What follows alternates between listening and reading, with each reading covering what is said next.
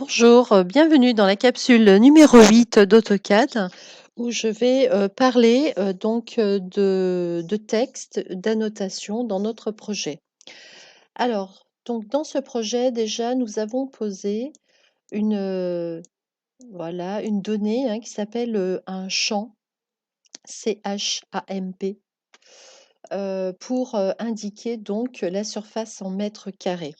Donc ça, c'est très important, ce champ, puisqu'il est interactif avec l'élément que j'ai sélectionné et donc pourra se modifier en conséquence si je modifie l'élément.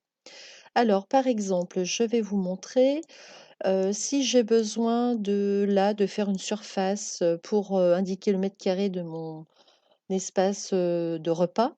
Voilà, donc admettons que mon espace de repas, je vais mettre plutôt là. Voilà, il va faire cet espace-là.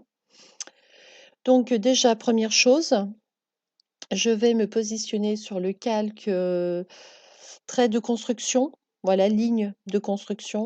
Je vais tracer voilà, l'espace dont j'ai besoin et ça doit obligatoirement être soit une polyligne, donc ici l'outil polyligne, soit rectangle, si vous avez une surface rectangulaire. Ça doit vraiment être des lignes qui sont reliées les unes aux autres pour faire cette manipulation. Donc voilà, vous tracez, par exemple, j'ai besoin de cette surface-là pour indiquer que ce sera ma surface donc, de repas. Voilà. Donc voilà, avec ligne de construction, car je sais que ce tracé ne sera pas imprimé. Ensuite, je vais soit dans mon calque de cotation de plan, si je souhaite que ce soit avec les cotes. Sinon, vous pouvez également avoir un calque qui s'appelle surface. Voilà. Donc ça, c'est vous selon les besoins. Donc contour de plan, pardon, cotation de plan, je prends, voilà, cotation plan. Et donc, je vais aller chercher dans l'outil insertion, je vais aller chercher mon outil champ. Voilà, dans les données, insertion de données. Donc champ, je vous ai bien expliqué dans la capsule précédente qu'il fallait dans catégorie de champ prendre la section objet, voilà. Et ensuite, comme nom de champ, il faut récupérer encore à nouveau objet. Au milieu, vous avez un rectangle vert avec une flèche. Ça vous permet de sélectionner l'objet, voilà, dont vous souhaitez récupérer les données.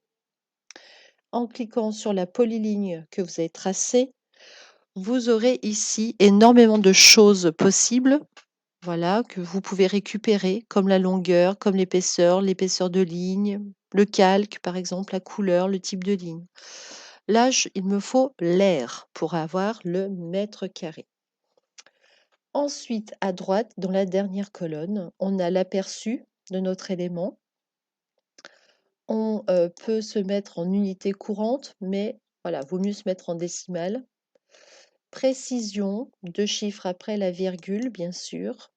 Et après, par contre, je vais absolument dans format supplémentaire, puisque format supplémentaire va me permettre de mettre un facteur de conversion. Donc, de centimètres carrés, je vais pouvoir passer en intégrant 0,000, voilà, va me permettre d'intégrer du mètre carré.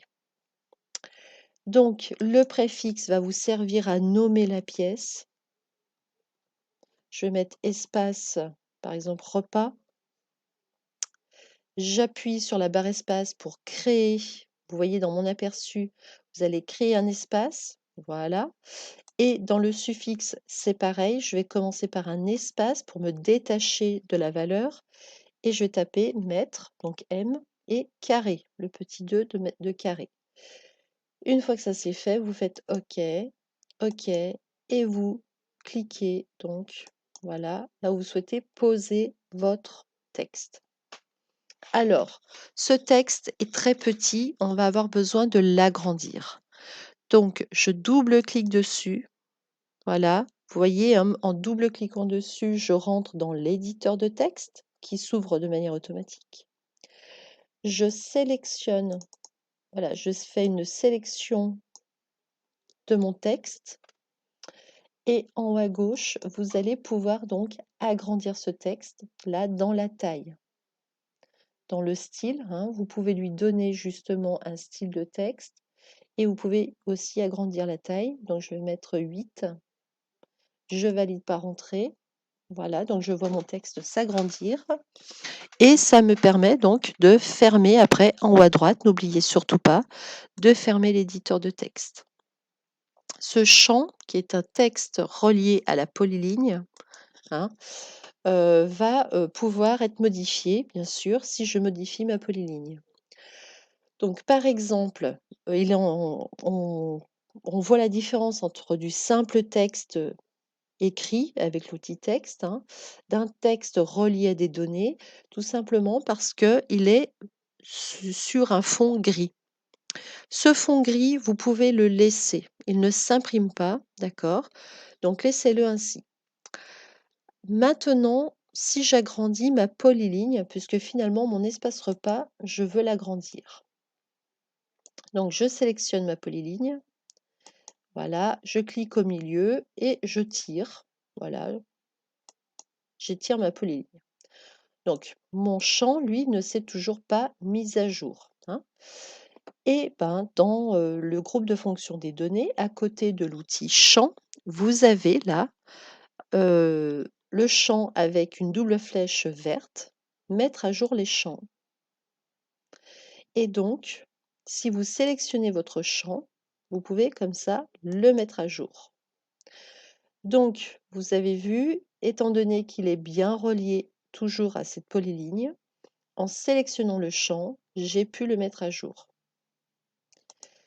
Je vais faire la manip inverse, je vais réduire. Donc, je suis toujours à 17,07 m². Je sélectionne le champ et je vais chercher l'outil mettre à jour les champs. Voilà, je vois ma donnée se mettre à jour. Également, quand on sélectionne un champ, on peut avoir accès à des manipulations en clic droit.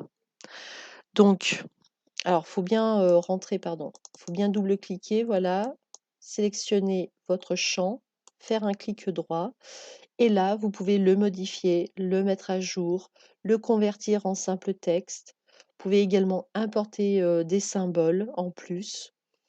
Voilà, vous pouvez faire pas mal de choses, hein, dans ce champ que vous avez posé. Donc lorsqu'on double-clique à l'intérieur, qu'on le sélectionne, donc double-clic, clic sur le champ, clic droit et le mettre à jour ou le modifier. Donc voilà, ça c'était très important à savoir pour manier ces données. Ensuite, vous avez ce qu'on appelle le texte simple, bien sûr. Donc, dans le menu Annoter, voilà, tout à gauche, hein, vous avez le groupe de fonctions texte, donc qui vous permet d'écrire toutes les annotations que vous souhaitez. Alors déjà, première chose, comme toujours, on se met dans le calque adéquat. Donc, on va chercher le calque texte. Voilà. Ensuite, je reviens dans Annoter et vous avez donc la possibilité ici, voilà, de choisir un texte déjà qui existe déjà, un style, hein, existant. Mais vous pouvez bien sûr, avec la petite flèche qui part sur le bas à droite, comme les cotations, vous pouvez donc vous créer un style de texte que vous pouvez récupérer à tout moment. Donc, ce style de texte, voilà, par exemple là, c'est le standard. Vous pouvez ici lui donner la police que vous souhaitez. D'accord? Donc, si on prend par exemple Ceinturie Gothique, hein, qui est une des polices, hein, les plus économiques en impression. Ensuite, voilà le style, s'il est gras, gras italique ou standard. Pour l'instant, on ne met pas annotatif. La hauteur, vous laissez à 0 parce que si vous définissez ici la hauteur, après, elle sera stockée et vous ne pourrez plus la changer. D'accord? Vous aurez une hauteur par défaut qui se posera constamment.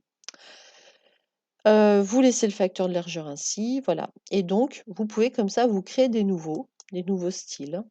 Voilà. et vous pouvez le renommer, d'accord? Vous pouvez le définir courant, donc c'est celui qui s'appliquera comme ça par défaut, et vous pouvez donc fermer. Vous voyez, style 2. Ensuite, ici, vous avez aussi par défaut une taille, mais si je prends mon texte multiligne, je clique un premier point, je clique un deuxième point. Voilà, là, je pourrais sélectionner donc ma taille, mettre 8, entrée. Voilà, j'ai mon texte là qui s'est agrandi. Et donc, je peux nommer, mettre mes annotations. Donc, espace repas plus, on va mettre réunion. Voilà. Et vous cliquez dans le vide pour sortir de l'éditeur de texte. Ou vous pouvez également, voilà, fermer l'éditeur de texte en cliquant en haut à droite. Ce texte-là peut être bougé, voilà, déplacé, on peut faire des rotations, on peut le copier, coller comme on veut. Alors, l'éditeur de texte d'AutoCAD est quand même très fourni. Je peux également le modifier, ce texte. Donc, je double-clique dessus, vous voyez, puis après, vous le sélectionnez comme si vous vouliez faire un copier-coller. Donc, vous pouvez par exemple changer à tout moment après la police. Vous pouvez changer le calque, donc la couleur. Hein, là, vous pouvez changer la couleur. Ensuite, là, vous pouvez changer le calque. Vous pouvez changer la taille. Je vais mettre 10. Je valide par entrée. Je peux également ici, voilà, le justifier. Donc ça, c'est le petit point d'accroche. Voilà. Là, vous le mettez au milieu, par exemple, voilà, de votre fenêtre. Vous pouvez mettre des puces et des numéros. Vous pouvez mettre des espacements différents, voilà, selon les lignes. Vous pouvez mettre différentes colonnes, ouais, des colonnes dynamiques, hein. Vous pouvez également intégrer différents symboles. Donc, on peut intégrer des degrés, des plus ou des moins, des traits d'axe, voilà, voyez. Donc, ça vous permet hein, d'intégrer pas mal de choses. Voilà. Et puis, je retrouve aussi ma notion de champ. Donc, ce que nous avons fait tout à l'heure pour la surface en mètres carrés, je peux également l'intégrer aussi ici, avec l'outil texte. Hein. Donc, deux possibilités, en effet, pour faire ces surfaces. Donc voilà, je ferme mon éditeur de texte. Donc à retenir dans cette capsule, c'est que vos données de mètres carrés, les aires de vos éléments que vous tracez sont modifiables. Hein. Ils sont reliés toujours à une polyligne, donc soit une polyligne ou un rectangle, des éléments bien fermés. Et donc le champ va être dynamique par rapport à cet objet que vous avez tracé. Ensuite, faire attention au calque dans lequel vous, créez vos éléments, toujours. Et puis pour l'outil texte, donc c'est pareil, je fais attention à mon calque. Je peux créer un style de texte et lorsque je crée du texte sur mon projet, je peux constamment le modifier, que ce soit en couleur, en style de ligne, voilà, en calque, que ce soit également en style de police, en taille, et puis je peux aussi faire les déplacements, les copies, voilà. Donc par exemple, si je veux copier cet élément-là, je le sélectionne, je vais dans l'outil copier, je le prends, et puis là, voilà, je vais le déposer un petit peu plus loin, je fais échappe pour sortir, et puis je peux très bien double-cliquer, et au lieu d'avoir espace repas plus réunion, je l'appelle espace open space. Et j'ai un petit peu interverti, voilà, space. Et je quitte mon éditeur de texte. Voilà, donc c'était la capsule concernant donc les textes et leurs modifications.